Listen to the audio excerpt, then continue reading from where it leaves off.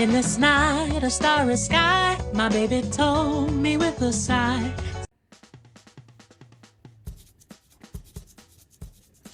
Hai guys, perkenalkan nama aku Donda, di sini Triswoyo. Biasa dipanggil Donda.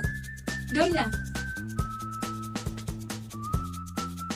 Kalau aku, Rosi Pratiwi Suciastuti, biasa dipanggil OCI. Oci. Kalau aku Tante Asiam, biasa dipanggil Salsa. Salsa. Hey. Aku Safa Nuzul Almadi, dipanggil ACA. Aca.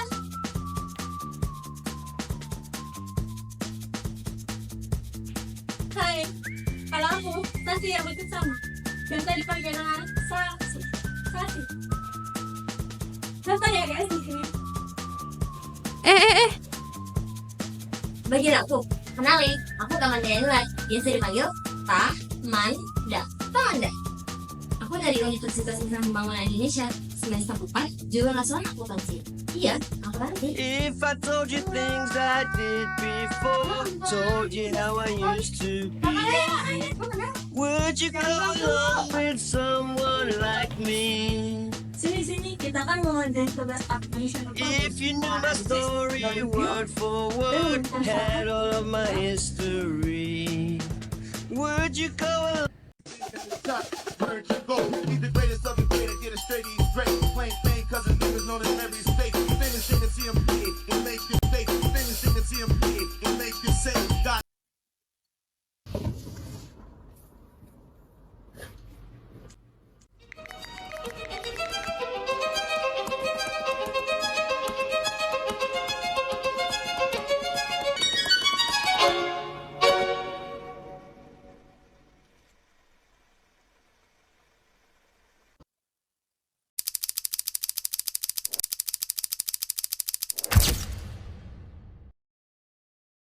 Perkembangan sistem pemerintahan yang demokratis di Indonesia mendorong perlunya adanya tata kelola keuangan negara yang transparan, akuntabel, dan dapat dipercaya. Dalam sistem pemerintahan yang demokratis, setiap pengelolaan sumber daya publik harus dapat dipertanggungjawabkan kepada masyarakat sebagai pemilik kedaulatan. Hal ini tercermin dalam penguatan praktik good governance atau tata kelola pemerintahan yang baik yang menjadi tujuan utama reformasi birokrasi dan pengelolaan keuangan negara. Salah satu wujud nyata pelaksanaan good governance adalah sistem akuntansi sektor publik yang berfungsi sebagai alat untuk merekam, mengolah, menyajikan informasi keuangan entitas publik secara transparan. Salah satu wujud nyata dari pelaksanaan good governance adalah sistem akuntansi sektor publik yang berfungsi sebagai alat untuk merekam, mengolah, dan menyajikan informasi keuangan entitas publik secara sistematis dan dapat dipertanggungjawabkan.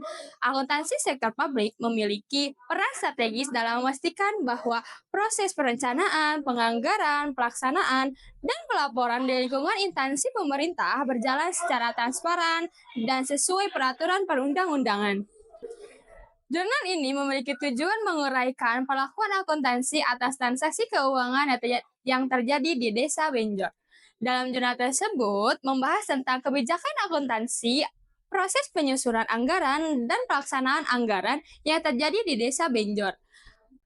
Dan penulis juga menjelaskan bagaimana pengelolaan keuangan Desa Benjor dibanding dengan Peraturan Menteri Dalam Negeri Nomor 113 Tahun 2014 tentang pengelolaan keuangan desa. Sebelum lanjut mereview jurnal yang akan kita bahas, yuk pahami dulu apa itu akuntansi sektor publik. Menurut Dwi Ratmono tahun 2015, proses identifikasi, pengukuran, pencatatan, serta pelaporan transaksi keuangan dari entitas pemerintah daerah guna pengambilan keputusan untuk ekonomi.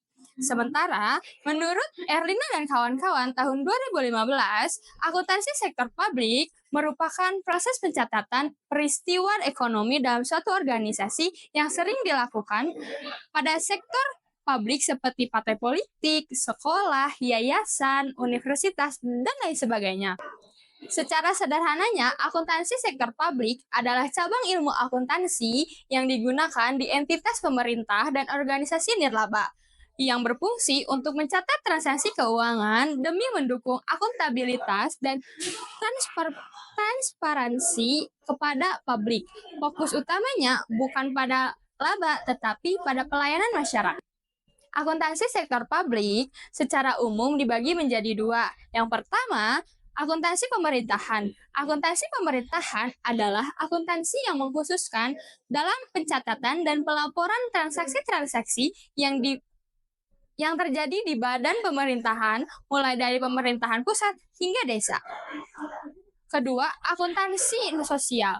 Akuntansi sosial adalah akuntansi untuk organisasi nirlaba yang menggunakan dana publik atau donatur seperti yayasan, LSM, atau partai politik, dan lain sebagainya untuk mencatat penggunaan dana dan melaporkan hasilnya secara terbuka.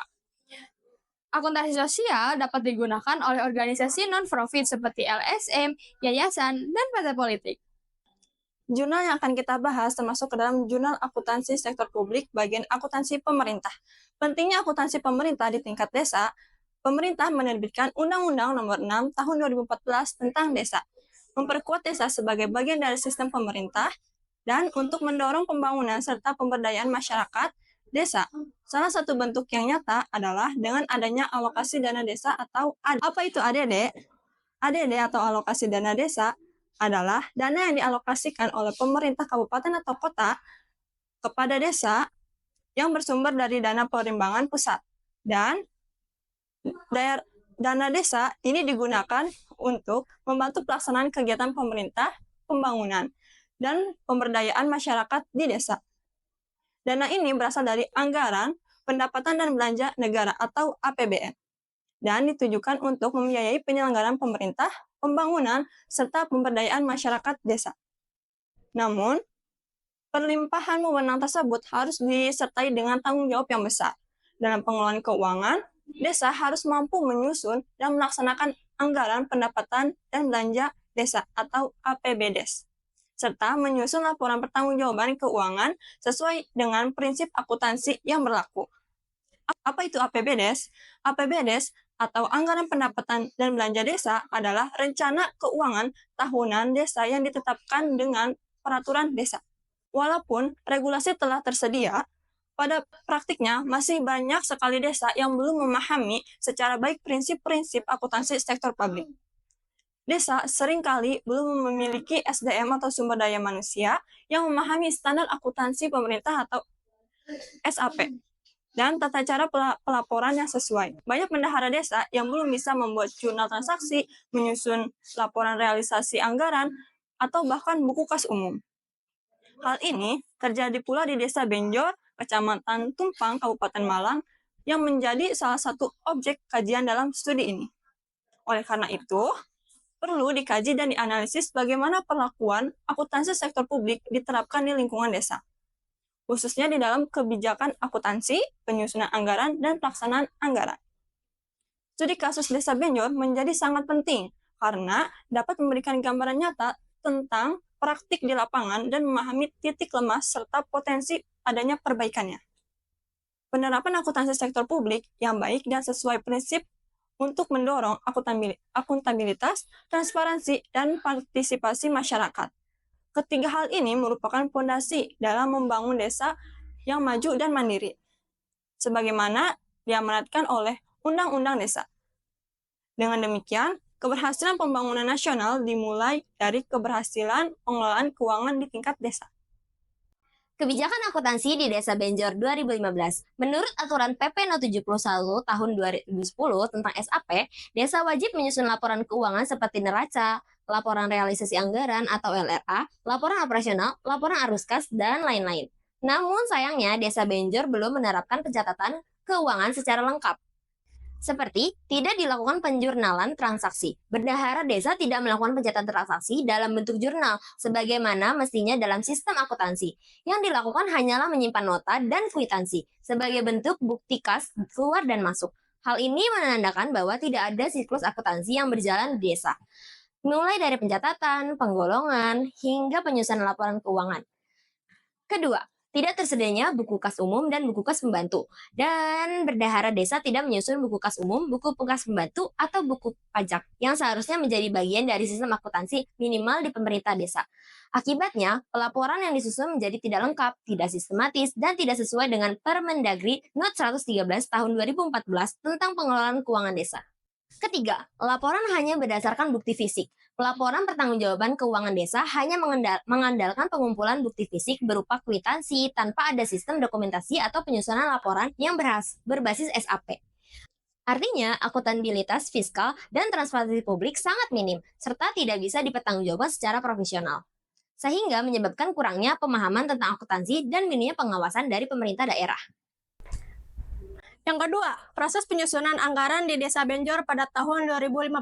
Desa Benjor sudah menyusun rencana kerja pembangunan desa RKPD sebelum menyusun APBD. Proses ini sudah sesuai dengan Peraturan Menteri Dalam Negeri Nomor 113 Tahun 2014 tentang pembangunan desa. Desa Benjor sudah melaksanakan proses perencanaan anggaran secara partisipatif melalui RKPD. Yang pertama yaitu melakukan proses musyawarah desa dilaksanakan dengan baik.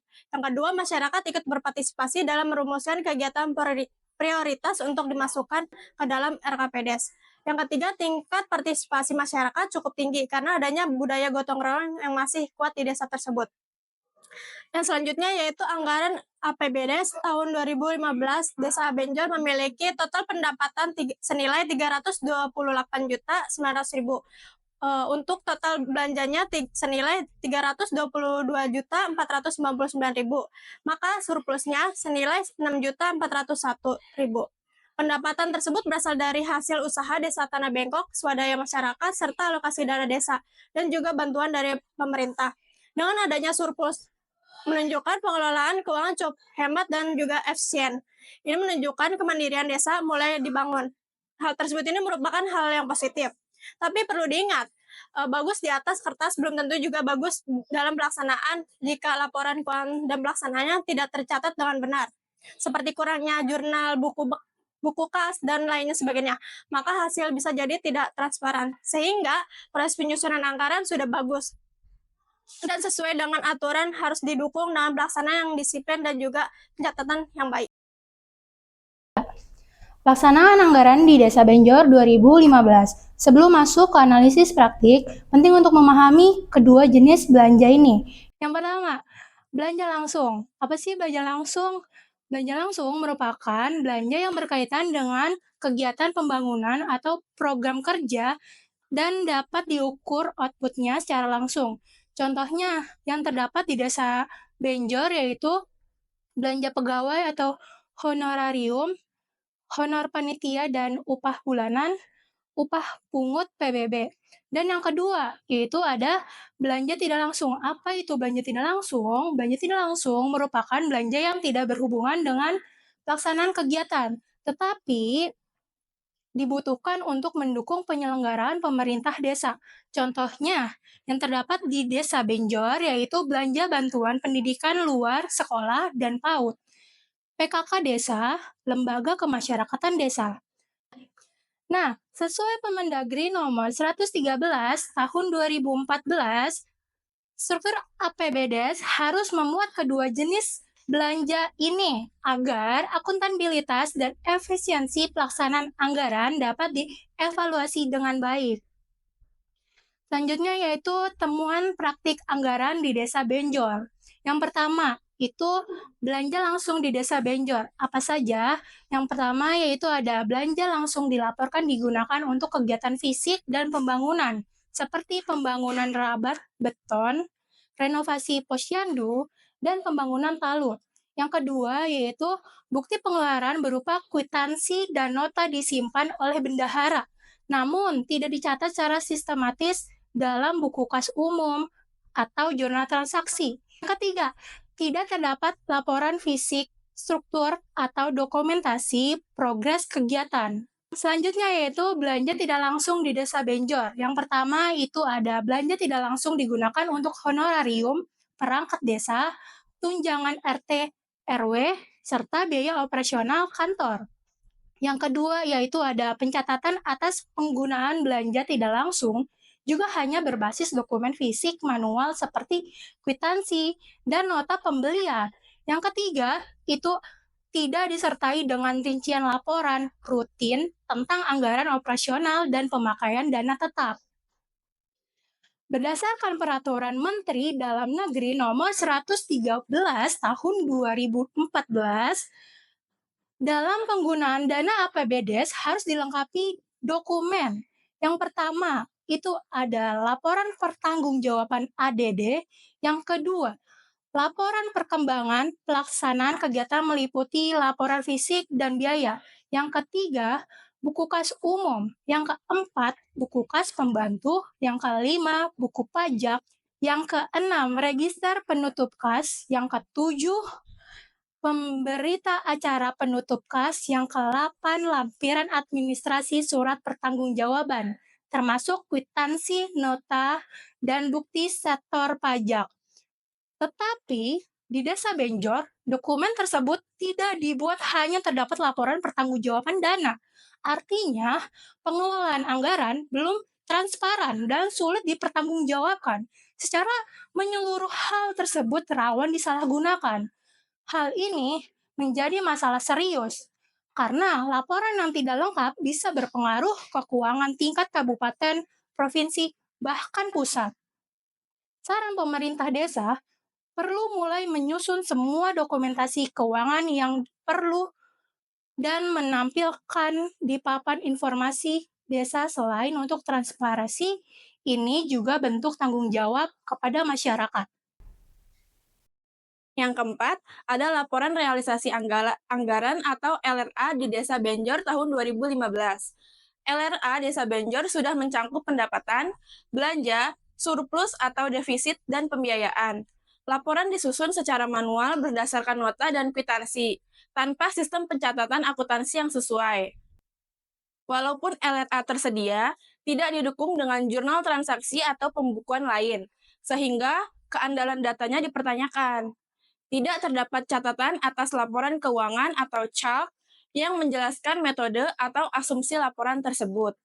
Sebagian sesuai, karena LRA tersedia, namun disusun secara manual tanpa standar akuntansi dan tidak dapat diuji kebenarannya secara audit formal. Tetapi penggunaan anggaran sudah sesuai dengan Pasal 100 PP Nomor 43 Tahun 2014, yaitu 70% untuk kegiatan pembangunan dan pemberdayaan dan 30% untuk belanja pegawai dan operasional. Berdasarkan data LRA Desa Benjor tahun 2015, total belanja desa sebesar Rp322.499.000. Belanja pegawai dan operasional totalnya Rp81.328.950. Ini merupakan 25,2% dari total belanja desa. Artinya masih di bawah batas maksimum 30% untuk kegiatan pembangunan dan pemberdayaan.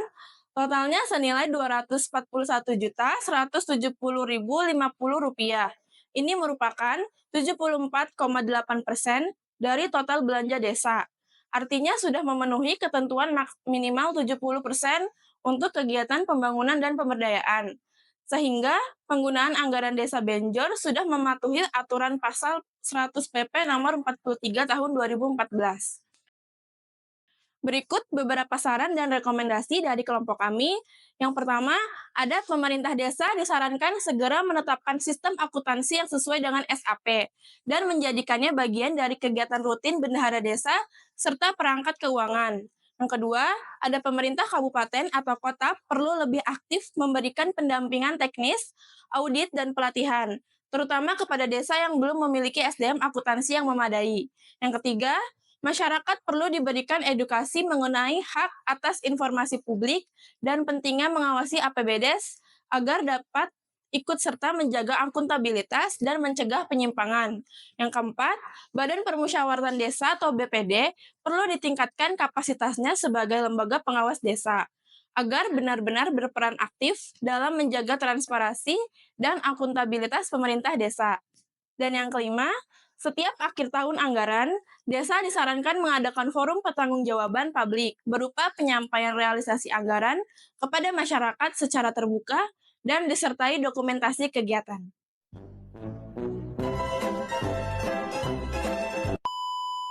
Terus coba lu tambahin itu. Dulu. Nah,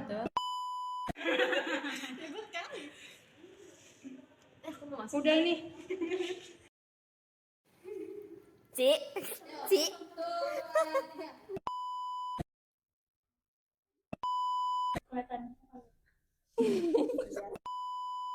Iya, kamu kayak set.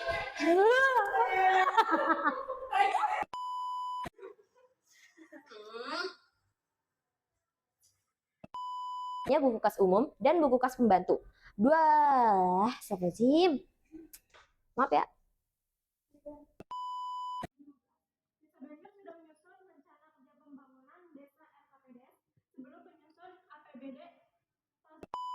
Kita kelola keuangan harusnya dia di sini, agak sini. Gue lihat jadi nah gitu. Nah, ngomong aja. Apa? Halo teman-teman. Ya,